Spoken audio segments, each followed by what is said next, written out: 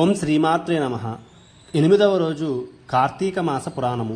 ఈరోజు మనం శ్రీహరి నామస్మరణ యొక్క గొప్ప విశిష్టతను తెలుసుకుందాం.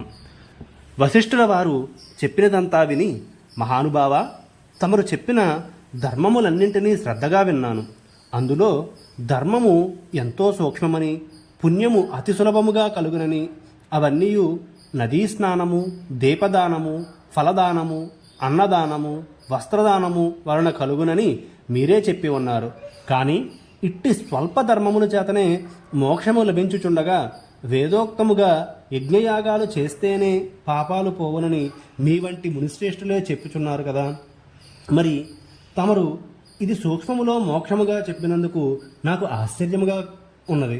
దుర్మార్గులైన కొందరు సదాచారములను పాటింపక వర్ణసంకరులై మహాపాపములు చేయువారు ఇంత తేలికగా మోక్షము పొందుట చాలా ఆశ్చర్యంగా ఉన్నది. వజ్రపు కొండను గోటితో పిగిలించుట వంటిదిగా నాకు తోచుచున్నది. కావున దీని మర్మమును విడమర్చి విపులముగా నాకు తెలియచేయమని ప్రార్థిస్తున్నాను అని అన్నాడు జనకుడు. అంతటా వశిష్ఠుల వారు చిరునవ్వుతో, రాజా, నీవు అడిగిన ప్రశ్న సముచితంగానే ఉన్నది. వేదాంగాలలో కూడా సూక్ష్మ మార్గములు చాలా ఉన్నవి.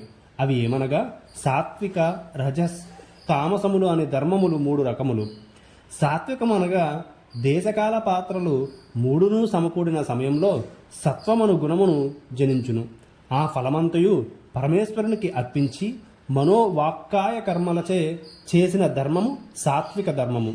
అది సమస్త పాపములను నాశనం చేసి పవిత్రులను చేసి దేవలోక, భూలోకాలలో సుఖాలను కలగజేస్తుంది. సాత్విక ధర్మము ఆచరిస్తూ పుష్కరాల యందు, పుణ్యనదులలో మరియు పుణ్యకాలముల యందు, దేవాలయముల యందు వేదములు పఠించి సదాచారుడై కుటుంబీకుడైన బ్రాహ్మణునకు ఎంత స్వల్పదానము చేసినా, లేక ఆ నదీ తీరమునందు ఉన్న దేవాలయంలో జపము, తపము మొదలగునవి చేసినా విశేష ఫలములు పొందగలరు.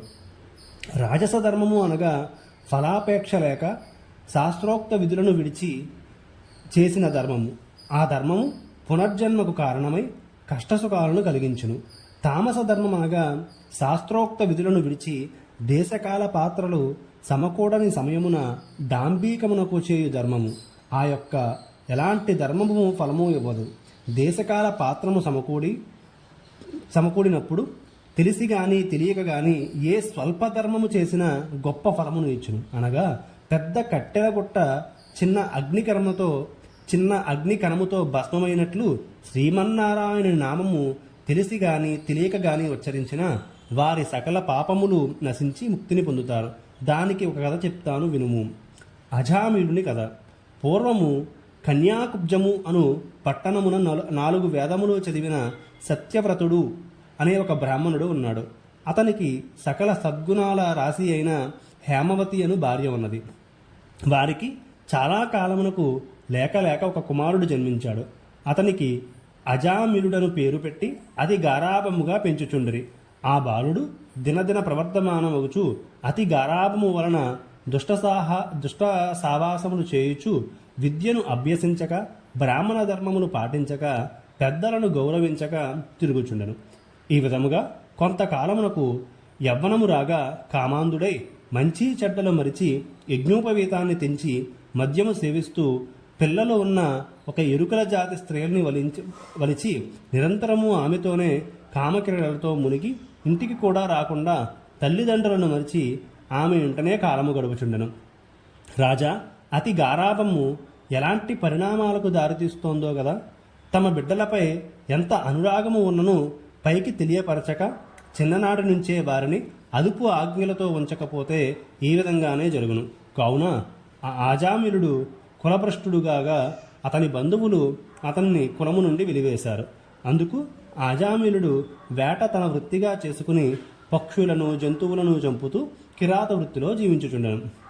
ఒక రోజున ఆ 2 ప్రేమికులు అడవిలో జంతువులను వేటాడుతూ ఆ స్త్రీ చెట్టును ఎక్కి తేనెపట్టు తీయుటకు ప్రయత్నించగా కొమ్మ విరిగి కింద పడింది. ఆమె చనిపోయింది. అజామిలుడు ఆ స్త్రీమై పడి కొంతసేపు ఏడ్చి తరువాత ఆ అడవిలోనే ఆమెను దహనము చేసి ఇంటికి వచ్చాడు.